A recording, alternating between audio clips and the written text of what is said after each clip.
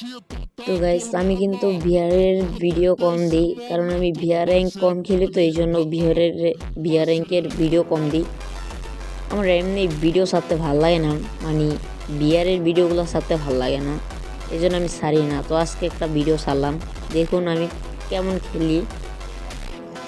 আমি মোটামুটি ভালো খেলি, ভিআরে ভালোই খেলি, 10টা কিল করি, কোনো ম্যাচে 10টা বা কোনো ম্যাচে 20, কোনো ম্যাচে 10টার মতো কিল করি, বা 7টা করি, 8টা করি, এরকম কিল করি।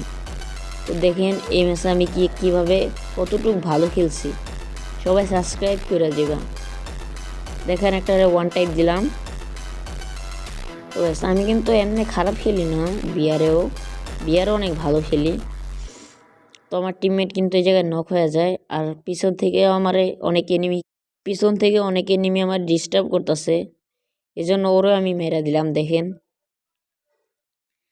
মানে ওরা আমি হেড মারি নাই, বডিতে মেরেছি, পিছন থেকে আমার মারতাছিল।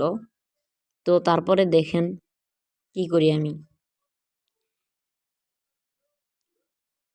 মানে এনিমি ভরপুর থাকে ভাই, মানে ওইটা বলার বাহিরে।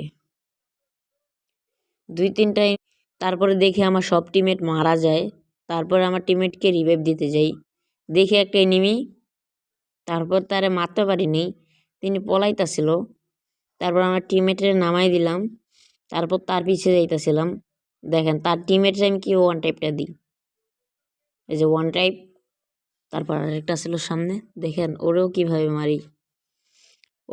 ওরে মারতে পারি না, আমি নক হয়ে যাই।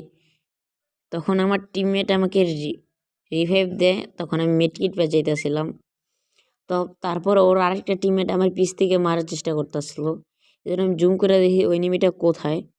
এখন তো এই জায়গায় আছে, এই জন্য ওর একটা ওয়ান টাইপ দিতে পারতাম, আমি মারি নাই ওয়ান টাইপে, বডিতে মেরা দিই। তখন দেখতেছি যে একটা এনিমি আসতেছিল, তারপরে আমি ওই এনিমিটার দেখতেছি এনিমি নামতেছে নাকি, কারণ ওদের মারছে, ওদের একটা জুন পুষার আছে ওদের, এই কারণে কিন্তু আমি ওরাও ডাউন করে দিই, কারণ ও হচ্ছে জুন পুষার, ওরাও ডাউন করে দিলাম। তারপরে ওদের কিন্তু ফুল স্কোরটা এইভাবে ওয়াইপ আউট হয়ে যায়।